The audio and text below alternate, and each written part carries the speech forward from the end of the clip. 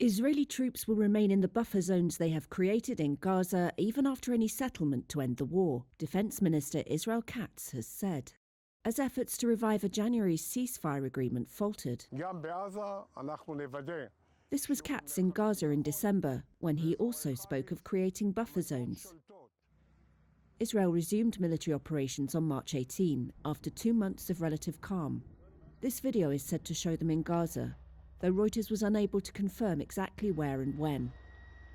Since March, its forces have carved out what Israel calls a security zone extending deep into Gaza, squeezing more than 2 million Palestinians into ever smaller areas, and displacing more than 400,000, according to UN humanitarian agency OCHA.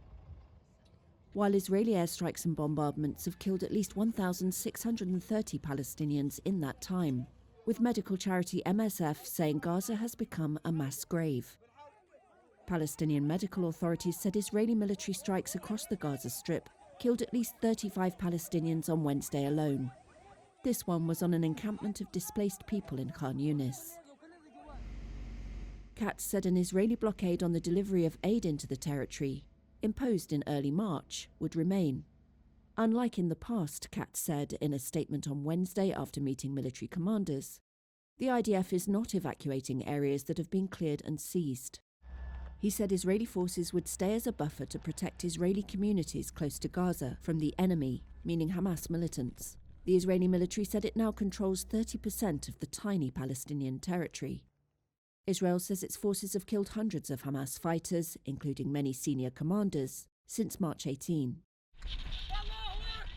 It launched its war in Gaza in response to the October 2023 attack by Hamas on southern Israel that killed 1,200 people and saw 251 taken hostage, according to Israeli tallies. Israel's offensive has killed at least 51,000 Palestinians, according to local health authorities. Katz said Israel would pursue a plan to allow Gazans who wish to leave the enclave to do so, but it remains unclear which countries would be willing to accept large numbers of Palestinians. And many Palestinians say they won't leave, fearing permanent displacement.